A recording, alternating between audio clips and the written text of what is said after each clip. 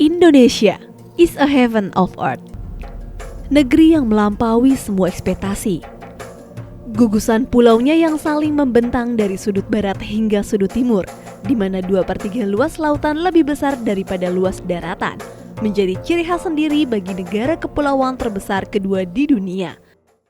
Indonesia tanah air beta, pusaka abadi nan jaya. Sebagai negara yang berada pada perlintasan 2 benua dan 2 samudera, Indonesia termasuk negara yang rawan dari sisi keamanan laut, baik keamanan laut yang bersifat lokal, nasional maupun internasional.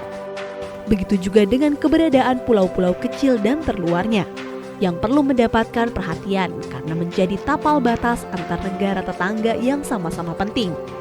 Menjaga pulau-pulau terdepan yang menjadi teras utama bagi wilayah Indonesia merupakan hal yang sangat penting dan menjadi kewajiban bagi seluruh warga negara Indonesia. Istilahnya saya udah ada jaminan. Hak saya di sini tidak ada yang bisa mengganggu-gugat, saya tidak ada yang istilah bisa mengusir saya. Alhamdulillah istilahnya saya nyaman berada di dalam rumah saya sendiri. Kalau seandainya nggak ada sertifikat, istilahnya saya berada di rumah tapi was-was, takut diusir sama orang lain karena aturan-aturan mereka. Jadi dengan adanya sertifikat, ada jaminan dari pemerintah, insya Allah ke depan kami merasa nyaman di pulau ini.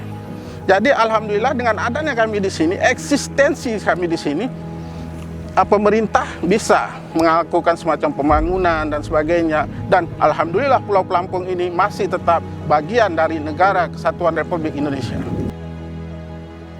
Pemerintah Indonesia secara konsisten terus berupaya menjaga kedaulatan negara dengan melindungi pulau-pulau terluar Indonesia, memberdayakan masyarakat dalam rangka peningkatan kesejahteraan, serta melindungi kelestarian budaya Indonesia melalui sertifikasi tanah masyarakat yang dilakukan Kementerian ATR BPN.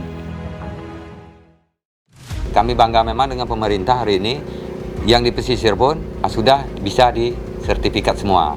Jadi memang sekali lagi saya sebut, memang bangga memang Bu. Puas kami sebagai masyarakat puas. Jadi hak kita sebagai masyarakat tuh memang ada. Kita tinggal di suatu pulau ini, kita tidak mengaku-ngaku ini pulau kita. Sebagai negara kepulauan, budaya maritim pun menjadi bagian yang tak terpisahkan dari kehidupan masyarakat yang memiliki kearifan lokal dalam mengelola dan memanfaatkan sumber daya laut. Interaksi ini dimungkinkan karena kehidupan masyarakat yang bermukim di kawasan pesisir memang bergantung pada laut. Karena kita tinggal di pulau ini sudah berapa turunan, dari di atas kakek kita lah, sudah berapa turunan menetap di sini. Jadi kita sudah menyatu.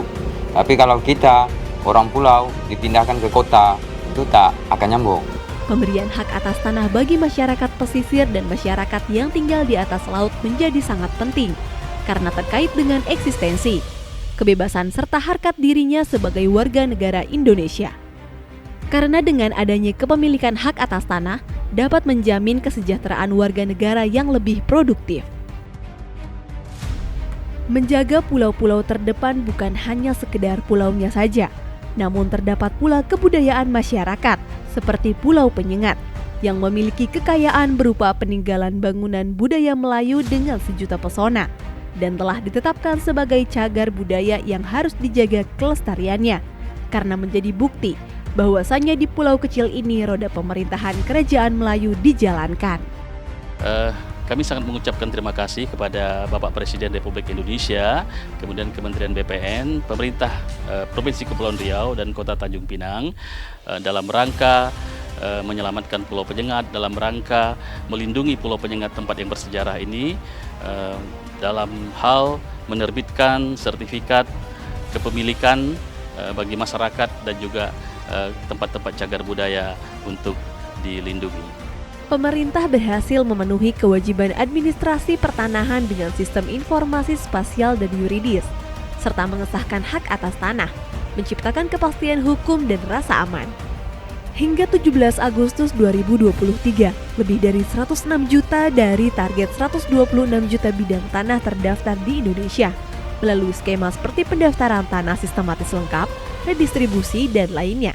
Meski demikian, untuk mencapai legalisasi hak atas tanah di seluruh Indonesia pada tahun 2024, perlu mengatasi 4 masalah utama, termasuk legalisasi tanah di wilayah pesisir, penyelesaian konflik agraria pada aset negara, tanah transmigrasi dan redistribusi tanah dari pelepasan kawasan hutan. Diperlukan komitmen lintas sektor, hubungan pusat daerah, dan partisipasi masyarakat guna mengatasi tantangan ini, serta mewujudkan tujuan program strategis nasional reforma agraria.